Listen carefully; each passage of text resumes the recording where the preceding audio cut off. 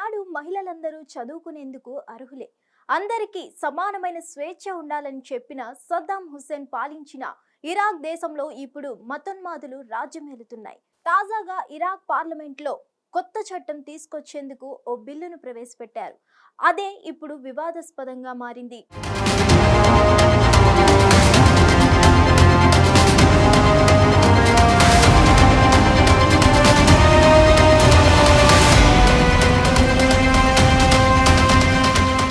ఆ బిల్లు ఏంటంటే మహిళల కనీస వివాహ వయసు 9 ఏళ్లకు తగ్గించనున్నారు. ఇప్పటి వరకు ఇరాక్లో మహిళ కనీస వయసు 18 ఉండగా అందులో మార్పులు చేయబోతున్నారు. అయితే ఈ మార్పుతో రాబోయే చట్టం వల్ల అమ్మాయిల జీవితాలు నాశనమవుతాయని, వారికి మంచి భవిష్యత్ ఉండదని చెబుతూ సామాజిక కార్యకర్తలు, మానవ హక్కుల సంఘాలు దీన్ని తీవ్రంగా వ్యతిరేకిస్తున్నారు. కొత్త చట్ట విషయానికొస్తే అబ్బాయి కనీస వయసు కూడా 15 ఏళ్లకు తగ్గిస్తున్నారు. దీనివల్ల బాల్య వివాహాలు పెరిగిపోతాయని మహిళా సంఘాలు నిరసనలు చేస్తూ రోడ్డుకెక్కారు. దీంతో ఈ కొత్త చట్టం వివాదాస్పదంగా మారింది.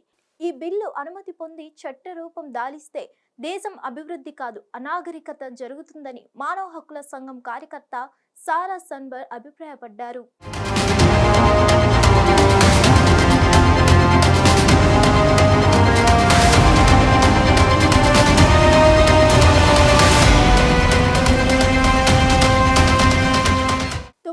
అమ్మాయిలకు వివాహం చేస్తే అసలు ఆ వయసులో ఉన్న ఆడవారు హార్మోన్ల పరంగా గర్భం దాల్చడానికి కూడా సిద్ధంగా ఉండరు. కానీ వారు త్వరగా గర్భం దాల్చడం జరుగుతుందని, ఆ తర్వాత వారి ఆరోగ్యం దెబ్బతినడం, చిన్న వయసులో మానసిక పరిపక్వత లేక భార్యాభర్తల మధ్య గొడవలు జరుగుతాయని ఇరాక్ మహిళా సంఘం సభ్యురాలు అమల్ కబాషి అన్నారు. తక్కువ వయసులో పెళ్లి చేసుకున్న మహిళలు గృహహింసకు గురవుతున్న కేసులు ఎన్నో ఉన్నాయని, దీనివల్ల మహిళా హక్కులను కాలరాయడం జరుగుతుందని ఆమె హెచ్చరించారు. 9 ఏళ్ల పిల్లలు స్కూల్ చదువుకుంటే కనబడాలి, లేదా మైదానంలో ఆడుకుంటూ కనబడాలి, అంతేగాని వివాహ దుస్తుల్లో కాదు అని ఆమె వ్యాఖ్యలు చేశారు.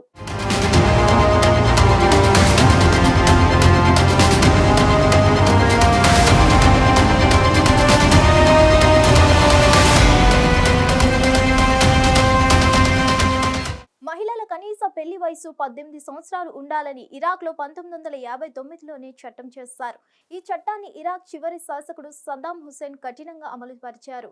అమెరికా ఆయన్ను హత్య చేసిన తర్వాత నుంచి ఇరాక్లో గత 20 ఏళ్లుగా సరైన పాలనా విధానం లేదు.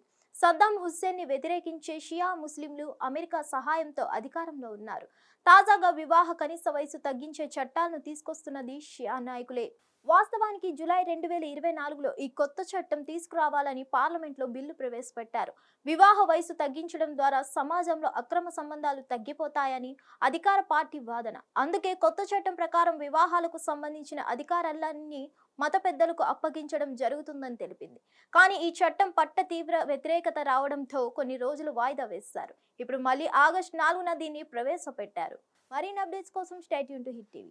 హిట్ టీవీ యాప్ ని డౌన్లోడ్ చేసుకోండి. ఇందులో short news, live news, entertainment movies అన్ని అవైలబుల్ గా ఉన్నాయి. Please download Hit TV app. Hit TV app hit TV యాప్ని ఫ్రీగా డౌన్లోడ్ చేసుకోండి.